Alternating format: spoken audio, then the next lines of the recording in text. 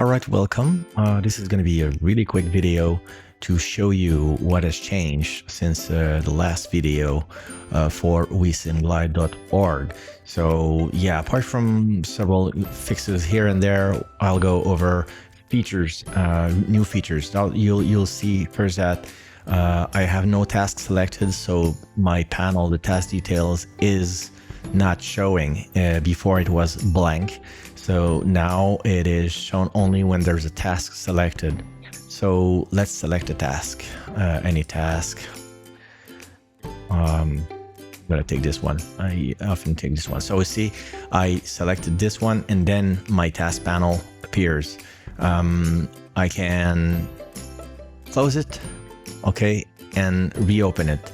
I can select to close it myself or reopen it even when a task is selected to make more room. For example, if I zoom in and I want more room, then I can click this button here, which has a toggle visibility of task details. So that's new. So let's take it back. You'll see also that the wind rows is now there. Yeah, because I've added all the weather things, weather information. So let's go over it. The weather chart first. The weather chart now, the chart was already there, but I've added now the general weather information from the weather file. So altitude, summary, the altitude measurement above mean ground or above sea level, the MSL pressure. If it's different than standard, you'll see a little icon here warning to indicate that you have to adjust your in-plane settings. The temperature and the aerosol, if there are precipitations, if there are snow cover, thunderstorms, they will also be shown here. And you'll notice that they are using some units. Of course, these are all set based on my preferences here. So you can set the preferences here. If you change them and you go back, you'll have to at least unselect and reselect the task to generate the details again in the right format if there was any change. Let's ask for the weather. All the wind layers are now there. That's what allows us to bring the wind rows, which is draggable. So let's talk about the wind. If you go into this area, you can drag it anywhere you want. All right. So it's not in the way. You can't drag anywhere else. You just need to be right in the center, in the circle here, to be able to drag. All right. And it is in sync with the wind layers that you select. Right now, there's no direction change. It's all 135 degrees, but you can see that the wind strength and the altitude changes too. Okay. And it says AG or AS, depending if it's above ground or above sea. All right. I display it here too, but I want to be able to see it directly on the compass rows. So that's and the wind layers are from bottom to the top display like that. If you were looking at a cross section, or if you were looking at this, there would be the same information as in the chart actually. Okay, it's just textual in representation here. Again, these are also based on the settings that you have in the units that you selected.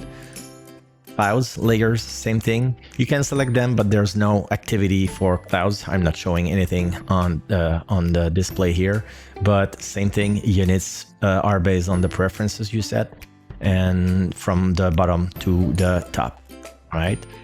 Waypoints are also clickable now. So all the waypoints, they were there before, but they were not clickable. You can click on waypoints either in the list or on the map. You can do both on the map or in the list, and they will be in sync, and they are displaying the same information about radius, minimum, maximum, the distance from the previous, and other informations. They are the same in the list and in this little pop-up window. You can close the pop-up window anytime. It won't change the fact that it is it is a waypoint being selected. All right, so that's for the waypoints being selected.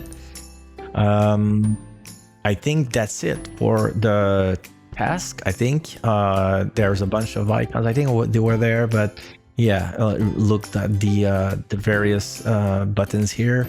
And then the only other thing I think is in the events tab. If I refresh, yeah, the refresh. So now if an event is about to start 60 minutes from the start, it will be highlighted in yellow, and there will be a starting soon text. And if it is in progress, like right now this one is in progress, the UKVGA Thursdays, then it will be highlighted in yellow, and the word in progress are also in the title. So it's to show you if any events are about to start or if they are in progress. One more thing, I did forget something about the event that was added.